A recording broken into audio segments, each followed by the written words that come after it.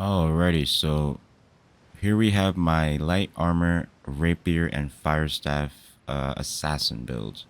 It's been a long time in the works, but I finally have it in a place where I feel like it's complete. The build has a ton of burst damage, but more importantly, we have probably the most mobility that you can have on a single build. And we use that in a variety of ways to not only kite and elude our opponents, but to be aggressive and take out opponents. So there's going to be a lot to go over. We're going to go over everything, including our stats, our skills, our perks, our playstyle, because the playstyle and the mindset for the build is also very, very important. But with all of that out of the way, let's jump right into it. Alrighty, so the first thing we're going to end up taking a look at here is our attributes. After quite a bit of testing, as I have been kind of developing the build going along, I have arrived at a 150, 200, 150 setup. And I'm going to go over why I have as many points as I do in Dex and Intelligence. But the first thing that I want to take a look at is the Constitution.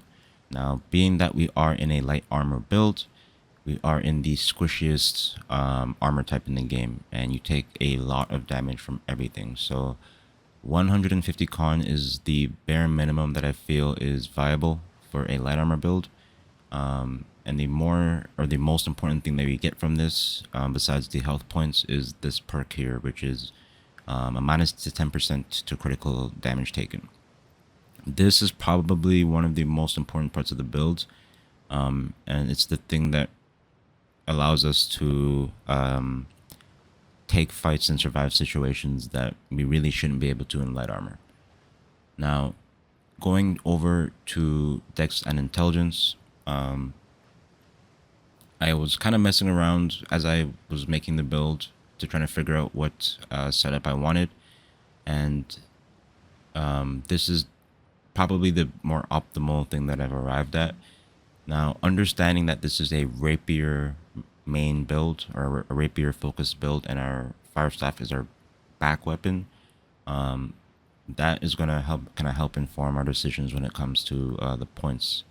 Now, luckily the rapier scales off of both dex and intelligence, so we're getting all of these points applied to the damage of our rapier here.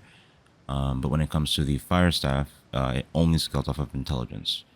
And I've tried to kind of mess around to see if I can get away with like 150 int and 200 dex and stuff like that, but 200 int is the kind of the bare minimum that I found when it comes to damage on the fire staff.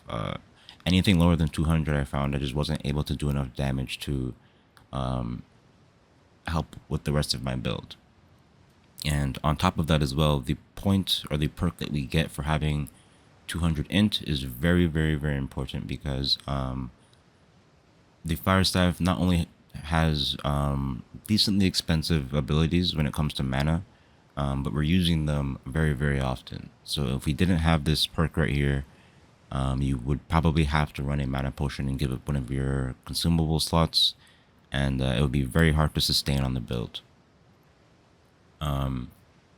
Going over to dex though, I wanted to make sure to hit 150, because having this perk combined with another perk on our jewelry, which we'll go over in a second here, is also very important when it comes to our survivability, because we get an extra dodge. And I'll kind of go into this a little bit later, but having an extra dodge on any light armor build in general is very, very important, but especially on this build, it plays into how aggressive we're able to be on the build. But besides that, we get thrust damage and critical hit chance from dex. We get a little bit of boost towards our magic damage with the light and heavy attacks here, the elemental damage, and then we get an overall boost to our critical hit damage. But yeah, this is the setup that I found to be the most viable when it comes to this build and playstyle. So before we jump into the gear, The thing that I really want to stress about the perks and everything that I have set up for this build is this is something that I have arrived at after 1,000 hours of playing on the build and finding pieces and figuring out what I wanted to use. So I'm gonna list the perks in terms of importance and what you want to try to target first. And the reason for that is so that you don't feel overwhelmed trying to get all of these perks that you need for the build, because it is going to be quite difficult to get this exact setup unless you have a lot of these pieces lying around already. Now, when it comes to any PvP builds, but more importantly, light armor builds, Resilient is going to be the most important perk that you want in PvP.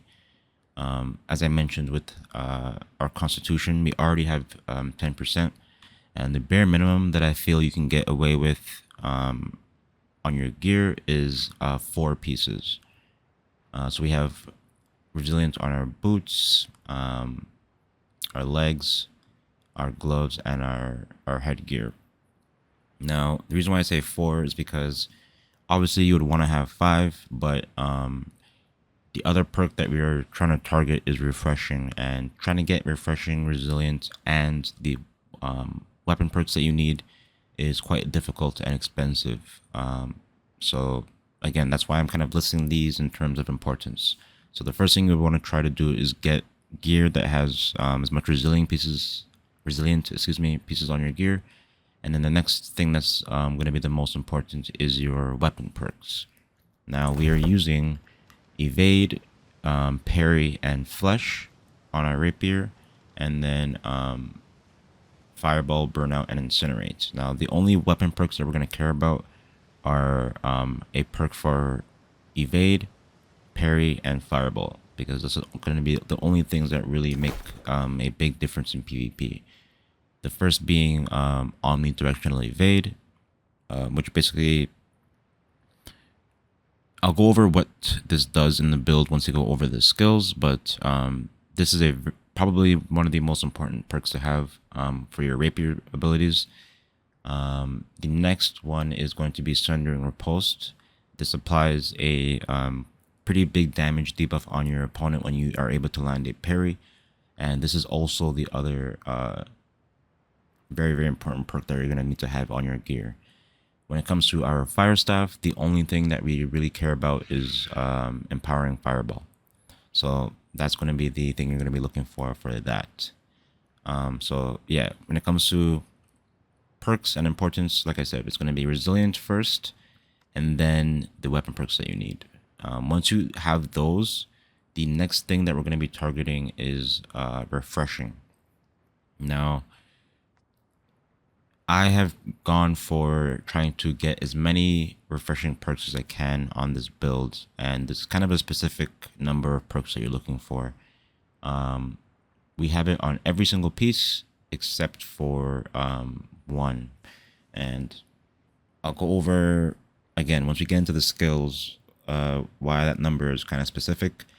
But we have it on everything, all of our jewelry and our weapons as well.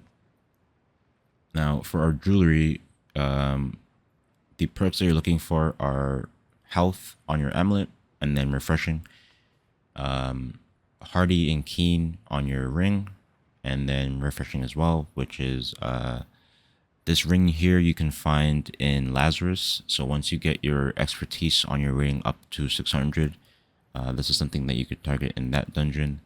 And then for our earring, refreshing toast and refreshing is the thing that I like to use. The weapons here are both weapons that can drop from the Garden of Genesis. Both of these weapons here, the Sacred Wood Saber and the Fire Vine Battle Staff, are pretty particular, and I don't think you can get away with anything else for this build, because especially the Fire Staff, because there's not a lot of sources where you can get a Fire Staff that has both Keen and Vicious and Refreshing. And Keen and Vicious are going to be really important to have on our Fire Staff, because as I mentioned, we are only running 200 int on our build, so getting any amount more damage we can get is going to be very, very important. As for the Rapier, we have omnidirectional evade on the weapon here, which is fine because it frees up the ability to get as many refreshing perks on our gear as we can. But refreshing move and refreshing are also really, really important for evade, and I'll go over that in a little bit as well. But this is what my gear setup in general or overall looks like. On our headpiece, we have refreshing, resilient, and invigorated. This also drops from Garden, I believe. You can correct me if I'm wrong, but it's either Garden or Lazarus. But I'm pretty sure it's Garden, Genesis. On the chest piece, we have refreshing and empowering. On our gloves, refreshing and resilient, refreshing and sundering, and refreshing and resilient. But yeah, that is the gear setup. And then one more thing, when it comes to the gems, as for the damage resistance, I like to just have 10% in both physical and elemental. And what gems you put in your gear are going to depend on what you end up landing in your jewelry. So I have 2 onyx gems and a wilderness ward. So to get 10%, you just have to put malachite in all of your gear if this is your jewelry setup. All you need to do is just look at the percentages and try to land at both 10% in physical and 10% in elemental.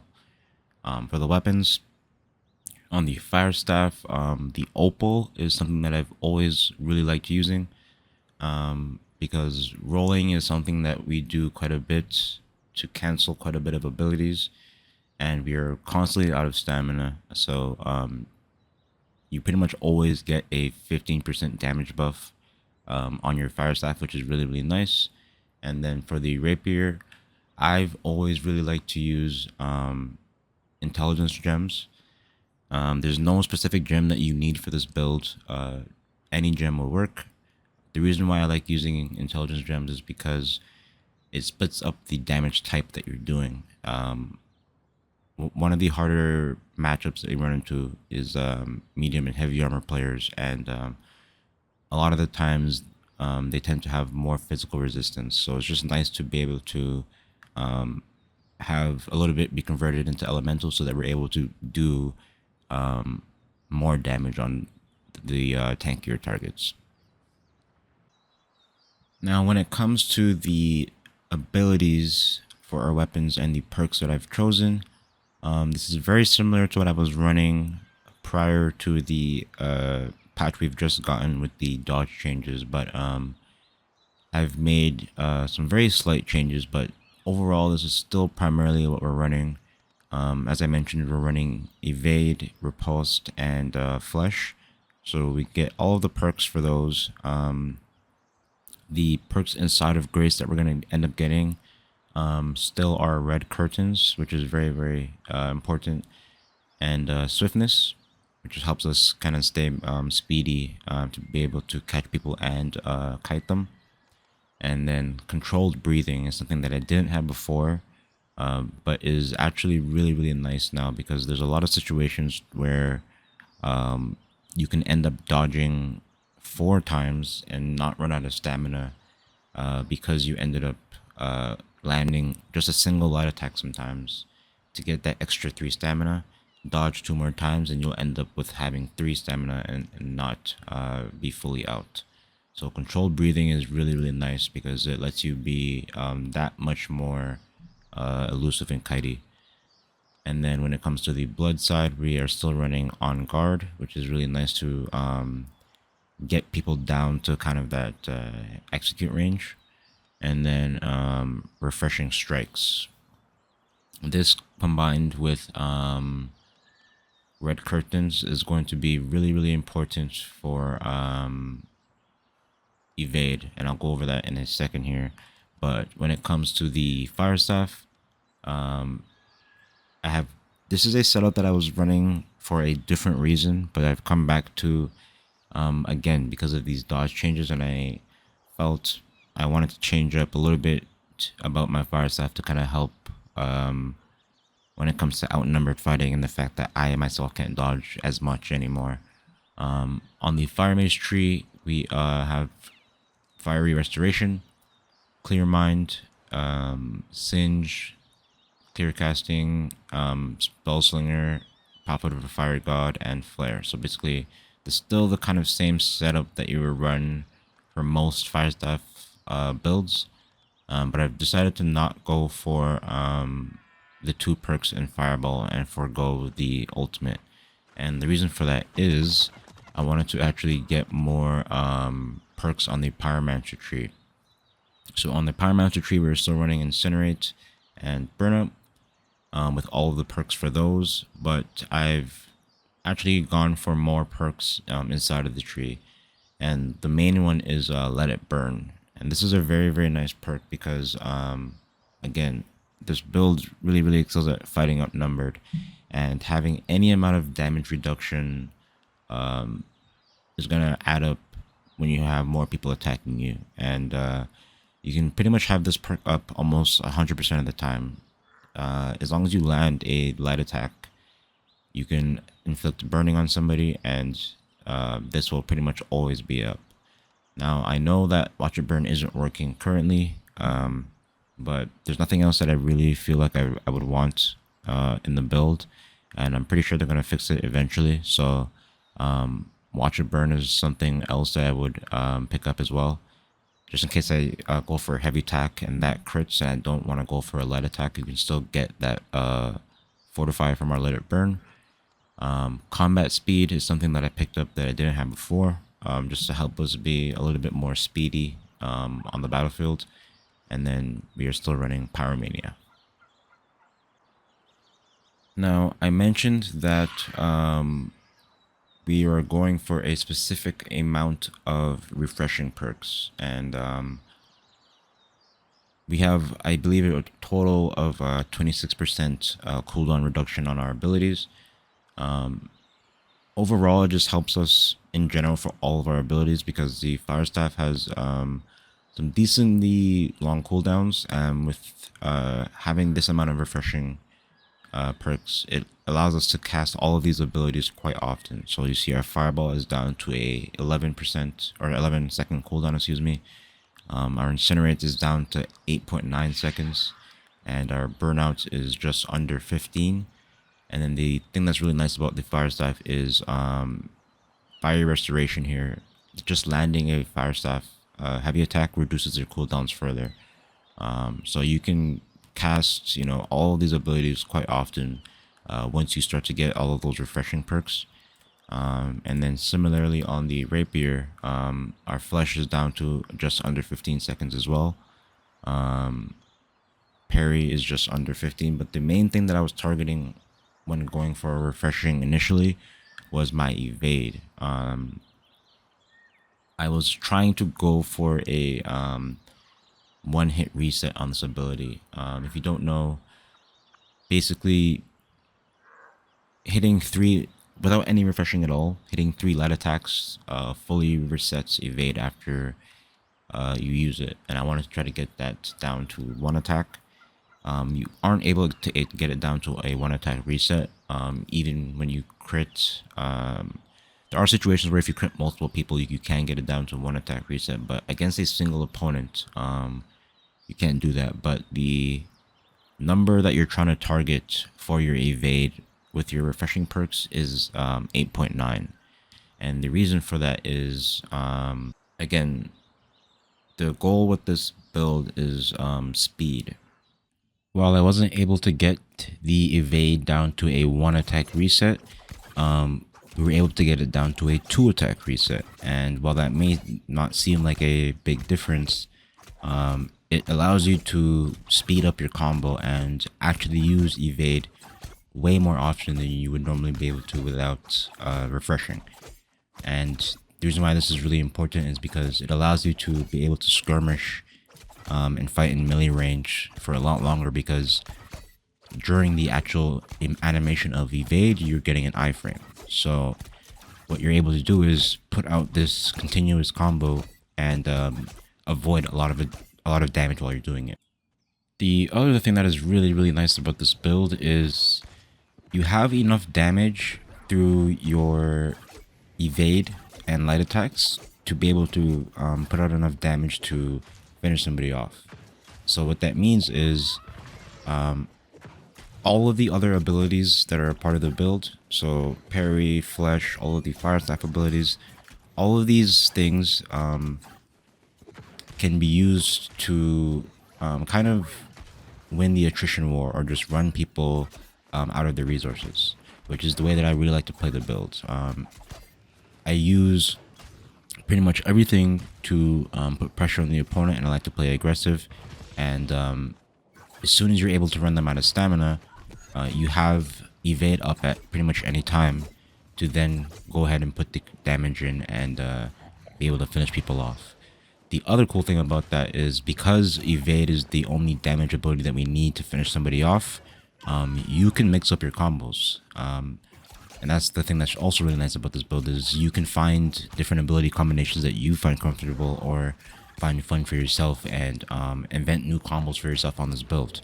Because at the end of the day, like I said, all you need is evade to finish somebody off.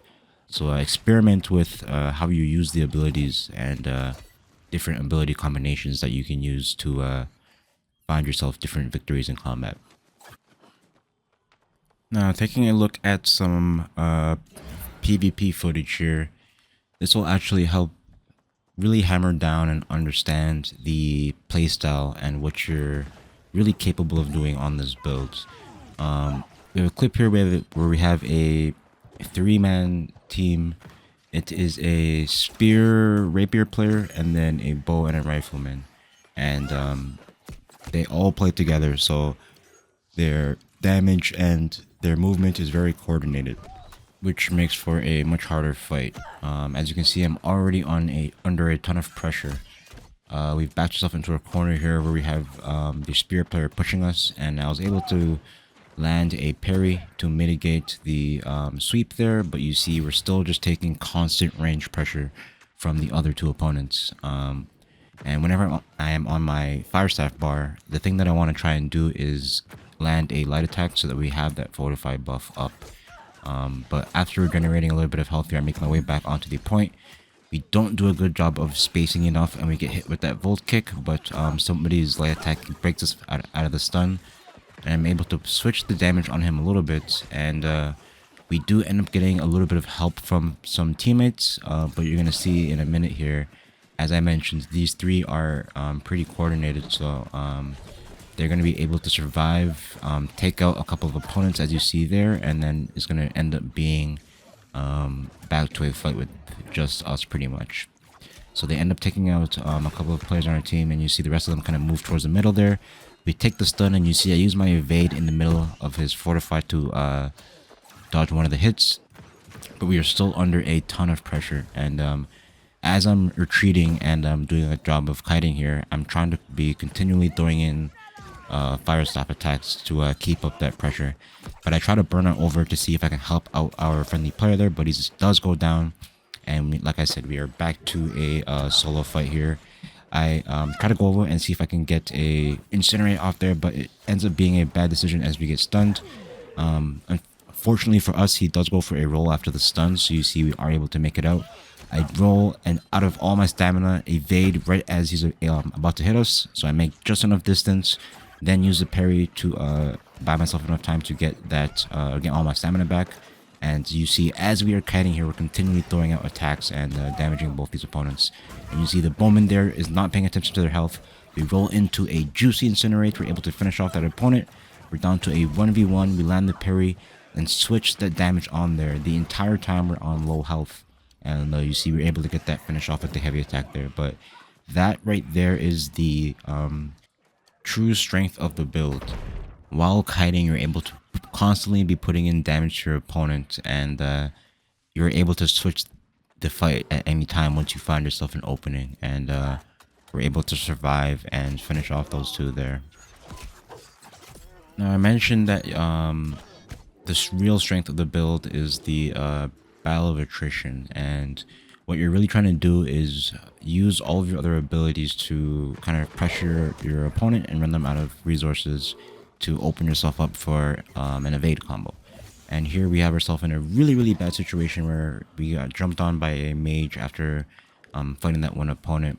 They catch us in the shower, and the flamethrower gets put on us there, so we have to do a double dodge, and we are able to put a ton of distance between us there and find ourselves an opening to breathe. And now that we have a little bit amount of health, we switch the pressure back onto him. If we're in melee range, we're trying to put in melee damage. The thing about fighting the flamethrower is you have to commit to a plan. If you're going to decide to fight them, you need to fight them. If you're going to run, you need to run, but you can't kind of dilly-dally in between.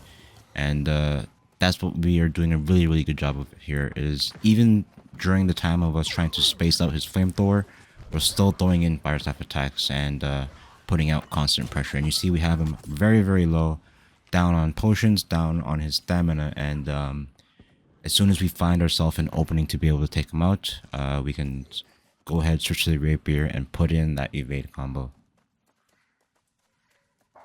When it comes to outnumbered fighting, mobility is a very important factor of our build, because we can essentially decide where the fight takes place. As soon as you get overwhelmed, you can kind of move to a location, buy time for yourself that fits or gives you an advantage, and take the fight from there.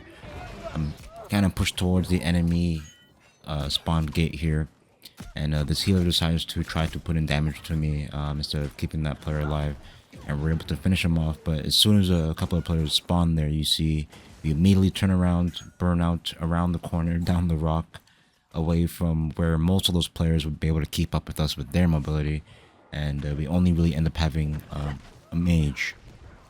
It's something that you really want to try and take advantage of as much as you can. Most builds can't keep up with you, so use that to your advantage to be able to find yourself fights that are more beneficial for yourself. But we find ourselves in a 1v1 with a mage who again has flamethrower, and like I said, you really just want to be decisive. I roll into an incinerate there, and he's forced to himself retreat, or else you'll take a bunch of damage. And we're both kind of getting hit by these NPCs here, so I'm trying to do a good job as I can of avoiding both of the shots here, but we use our burnout at the same time he does, just to avoid his and buy ourselves some time. And you see, as soon as I throw out my fireball, we switch to our rapier and put in a ton of damage in melee range where I don't think he was expecting it.